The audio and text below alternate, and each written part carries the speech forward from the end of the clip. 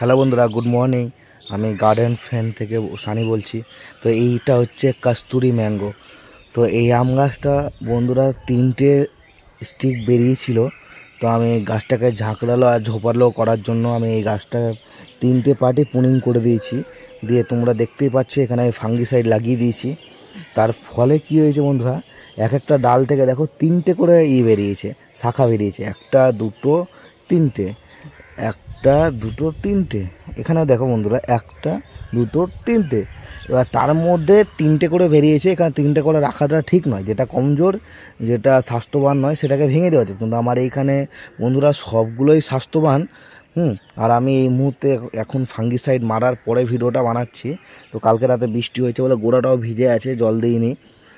আর এই নিচে একটা এক করে বেরিয়েছে। তো গাছটা এই রকম অবস্থায় বেরিয়েছে। তো গাছটা সম্পূর্ণ ডাল যখন রাখবো, গাছটা কী হারে ঝোপালো হবে বন্ধুরা তোমরা বলতে পারো। তো বন্ধুরা, তোমরা যদি এরকম গাছগুলো শাখা পোশাকা ঝোপালো করতে চাও, তাহলে কোথায় কাট করবে তোমরা? তো তোমরাকে বলে দিই বন্ধুরা, কাট করার সহজ নিয়মটা।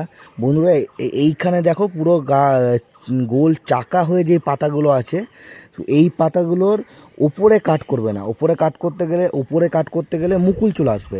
তার জন্য পাতাগুলো ওপরে না, এই পাতা থেকে মোটামুটি 2 ইঞ্চি ছেড়ে আগালের দিকে যেই একটা করে পাতাগুলো আছে, সেই পাতাগুলো রেখে কাট করবে। তুমি দেখো 3টেতে সেমভাবে কাট করেছি। তার ফলে কি হবে, এই শাখাগুলো কাট করলে তোমরা বন্ধুরা, এই জায়গাটাতে কাট করলে এর কি হবে, এইখান দিয়ে ঘিচিমিচি হয়ে আমের শাখাগুলো বেরোবে। তার ফলে আমের যেই শাখাগুলো, সেগুলো ঠিকমতো বাড়তে পারবে না। আর তুমি যদি এই রকমভাবে 3-4টে পাতা রেখে কাট করো, তাহলে এই পাতাগুলোর গোড়া দিয়ে যেই শাখাগুলো বেরোবে, তুমি দেখতেই পাচ্ছ, এর ফলে কী হবে, যে গ্যাপটা থাকছে দুটো শাখার মধ্যে, গাছটা ভালোভাবে গ্রোথ হবে।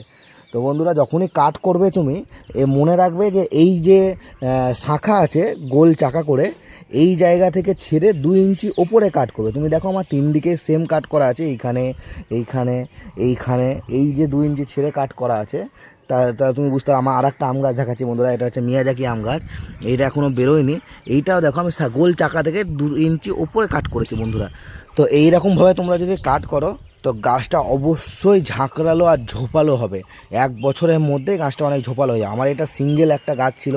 তো এই কাট করে করে আমি আজকে এইরকম বানিয়েছি গাছটাকে বন্ধুরা, তোমরা দেখতেই পাচ্ছ। তো বন্ধুরা, এইরকমভাবে গাছ কাট করবে। আর কাটটা করার পর ফাঙ্গিসাইড অবশ্যই দিয়ে দেবে, যাতে অন্য কোনো ফাঙ্গাস না লেগে যায় গাছটাতে। তো গাছটা কীরকম স্বাস্থ্যবান সেটাও তোমরা ভিডিওতে দেখতে পাচ্ছ। তো টাটা বন্ধুরা, দেখা হবে অন্য ভিডিওতে।